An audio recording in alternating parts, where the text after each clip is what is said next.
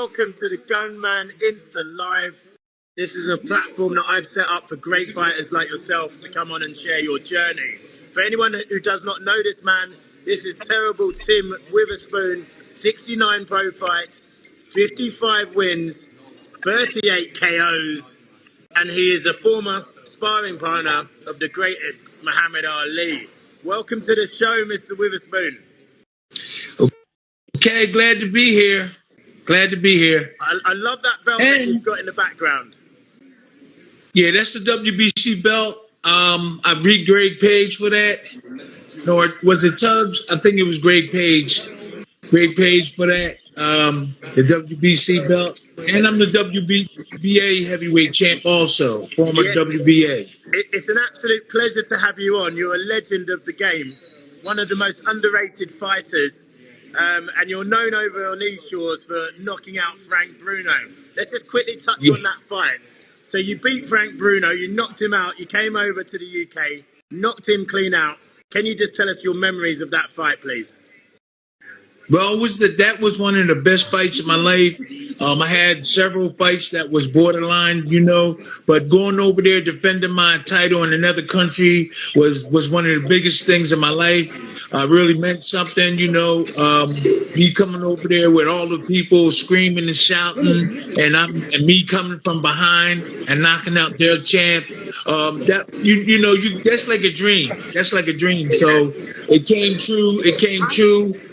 Then I went on to become family and relatives of the English people. Yeah, and you're still friends with Frank Bruno, aren't you? Yeah, you got to give respect to Frank. Yeah. He tried really hard, and I told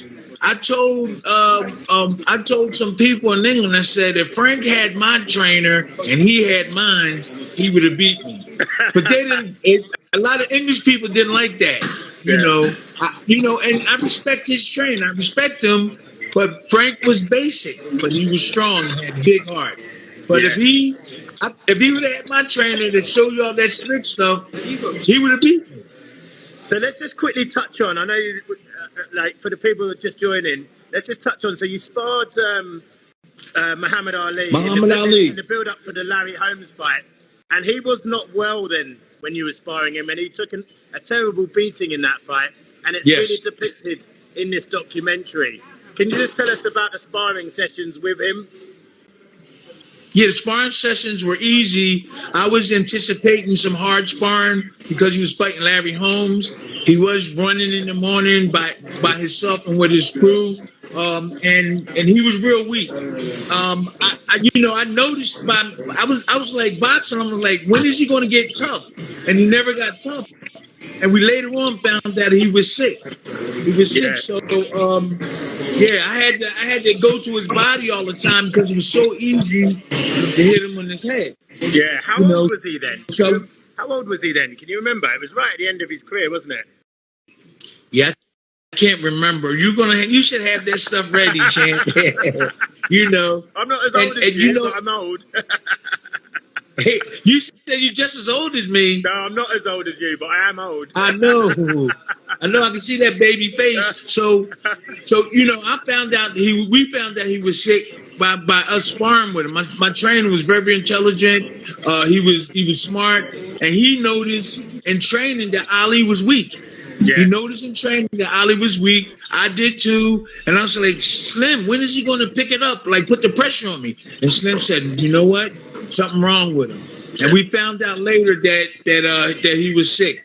Yeah. He lost weight too. He lost weight. He was dehydrated.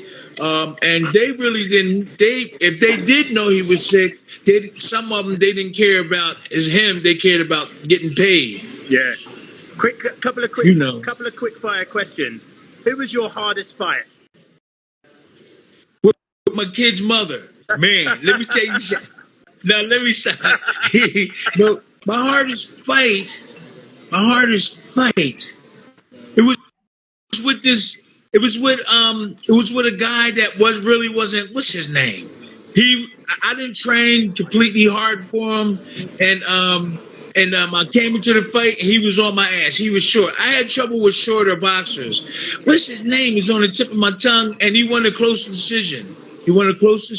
I didn't really prepare and I didn't really take him serious.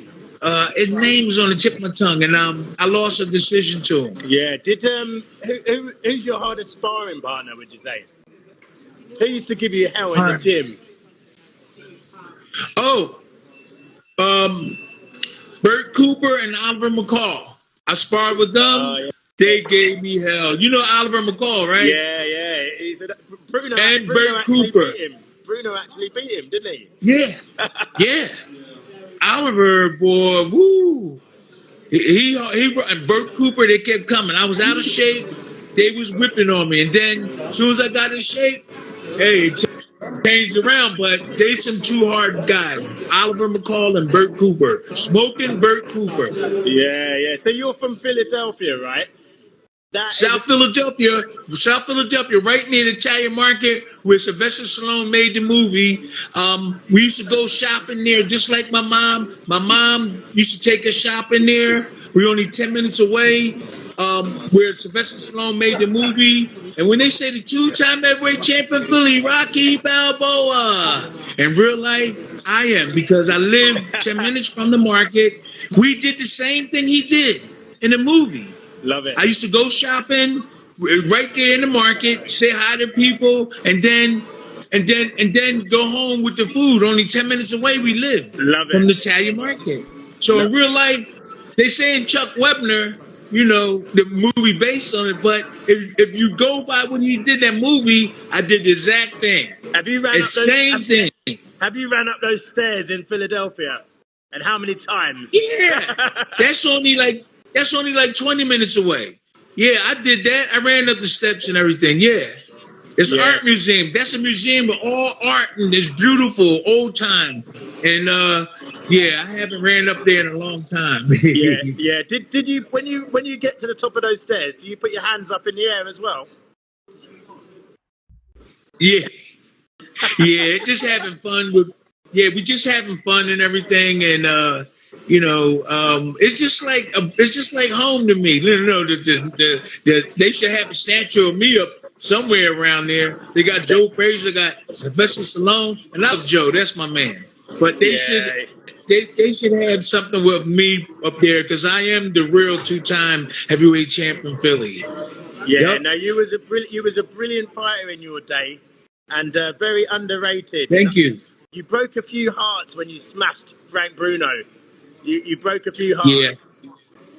Yeah, he's a very nice guy, Frank is. I give him a lot of respect. He had plenty of heart. He was in there with Tyson, Lennox Lewis. He was in there with the toughest guys around, you know. You got to give it to him. I love Frank. He's a really good dude. After the fight, we gave hugs and stuff, and he really fought a good fight, but I had a lot of skills.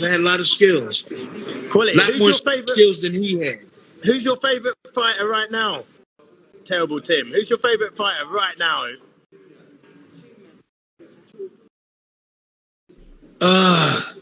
You know what, man? Really my interest is in the boxing game because I am a former boxer. I haven't really been seeing nothing really exciting. Tank Davis throws that uppercut. You had Garcia. Let me see. You got Big Baby, the heavyweight. I think that I don't really see nobody really exciting. Maybe because I do have knowledge and like to see certain things. A lot of boxers they don't have defense like we had.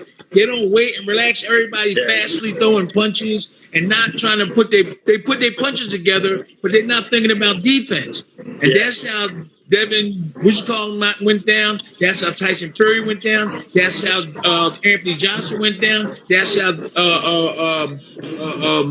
all those heavyweights and stuff, they went down because they lacking somebody that's teaching them defense. You got to have both of them. Is American boxing suffering at the moment? I mean, you was in the golden era, and then since then it was an era where it was almost like 10 years where America had no good fighters. Are you saying that the level is not as good as it used to be anymore for American fighters, especially with the heavyweights?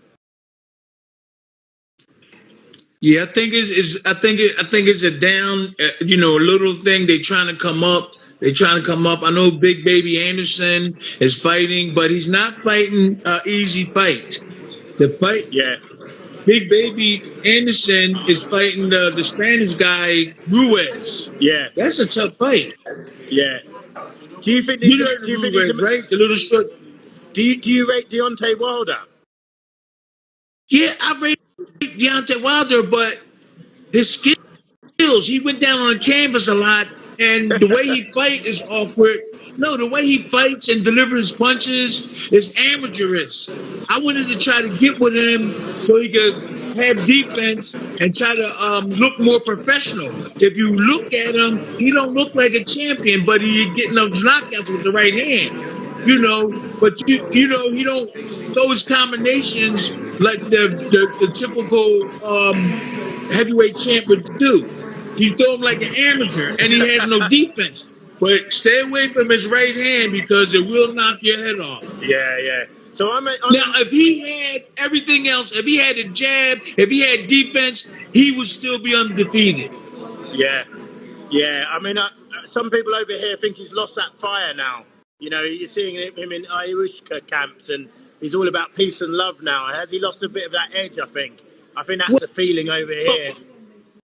well, the thing is that he doesn't have somebody that could teach him, that's give him confidence. My confidence came from my trainer showing me how to block punches, showing me how to counter and deliver. His team didn't know what to do. They could have got him a good teacher and trained him a little bit better because his right hand was always knocking people out. But Yeah. down the line, you're gonna need more than that to be victorious. But he So has won. He has won an Olympic bronze medal, and it's hard to say that someone can win an Olympic medal if they can't box or they don't have good technique. And he does have one of the best 1-2s in the game. There's no doubt about that. I think he just have a good right hand. Yeah. I don't know about the 1-2 and the other punches. And people, a lot of the boxers are intimidated by that right hand. Yeah. And so they be looking for that right hand. So whoever's trainer should be, they should be trying to get him to build something else up so the right hand can work easier. You know what I mean? Because everybody worrying about the right hand, right? Now, suppose the left hook was just as good as the right hand. That's double trouble.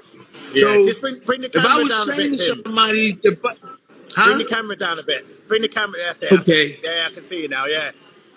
Yeah. Okay, sorry. If I was to train somebody to fight him, I would train more so defense, blocking the right hand, because that's all he has is the right hand. And it shows you that defense is needed because he knocked out all those guys. There's nobody around teaching them guys defense. And watch the video and you can see. Watch the videos. Nobody is teaching defense no more these days. Yeah. Is he a one-trick pony then? Is he?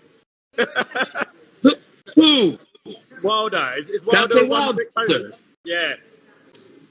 Well, the bottom line also is that I don't see nobody in front of him that really is devastating yet. But Tyson Fury, Dylan White. If Dylan White was toward the tight, he does have tight defense, but he got caught with the uppercut all the time.